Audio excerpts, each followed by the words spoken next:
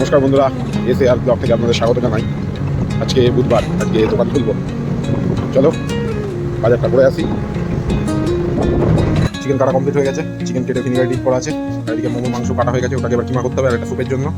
আর এদিকে পেঁয়াজ আছে আর ওর কাছে ময়দা আছে। চলো এবার পেঁয়াজ কাটবো, গাজর কাটবো। পেঁয়াজ কাটা কমপ্লিট হয়ে গেছে। এদিকে গাজর কেটে ওর মধ্যে অনেক মশলাও দিয়ে দেওয়া হয়েছে। এবার এগুলো দেবো, দিয়ে প্রেশার সিদ্ধ করা হবে। এদিকে সসের জন্য টমেটো আর শুকনো লঙ্কাও কাটা হয়ে গেছে, ডিমও ভাঙা হয়ে গেছে। আর এখানে পেঁয়াজের পেস্ট কমপ্লিট। চলো এবার মাংসগুলো জল ঝরাতে দেওয়া আছে, এবার ম্যারিনেট করে নিই। মাংস ম্যারিনেশন করা হয়ে গেছে, এগুলো কিছুক্ষণ রেস্টে থাকবে। আর এদিকে স্যুপ বড় পাত্রে গেলে ফোটাতে দিয়ে দিয়েছি। আর এখানে সসের জন্য টমেটো আর শুকনো লঙ্কা সিদ্ধ করতে হবে। সব কিছু রেডি করা কমপ্লিট হয়ে গেছে। এবার দোকানের দিকে বেরোবো, স্যুপটা পাত্রে ঢেলে নেবো। চলো দোকান ওপেন হয়ে গেছে, সব কিছু সাজানো হয়ে গেছে। আজকে উইংস, পপকর্ন আর পকোড়া আছে, আর মোমো স্টিম হয়ে গেছে। আর আজকে লাস্ট দিন দীপাবলির, ওই জন্য মোমবাতি জ্বালিয়ে দিলাম দোকানে।